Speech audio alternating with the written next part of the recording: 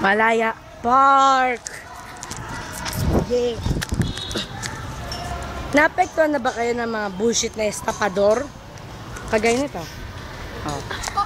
Isang araw, nagdodota kayo, ang saya-saya nyo. Sabi nyo, ang matalo, pagbibigay ng 160 pesos. Tumakbo. Ganto. Uy, paano ba yan? Natalo ka sa Dota natin. Akin na 160 pesos. Anong duga nyo?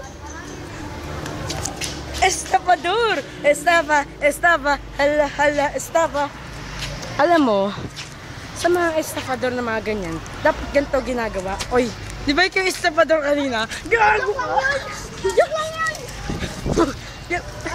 Joke! Kasi mo sisik to. 160! Ano? Good!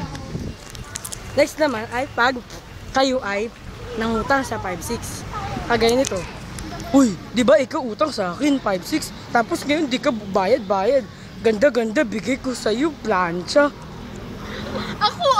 Ako din ay isang nagpapa 5-6. Hindi kita kayang bayaran kasi may utang ka din sa akin. Ay, gago ka ba? Ako loko mo.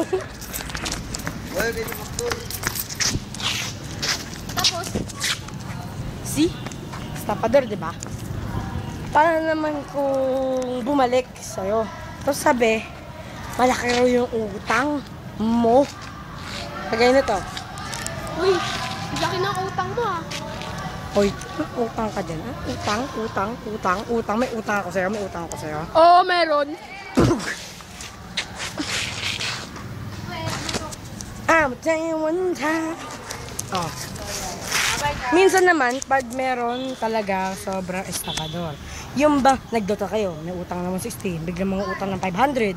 Tapos sasabihin, may utang siya sa'yo. Kagaya nito, oh.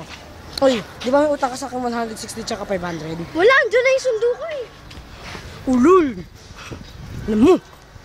Go!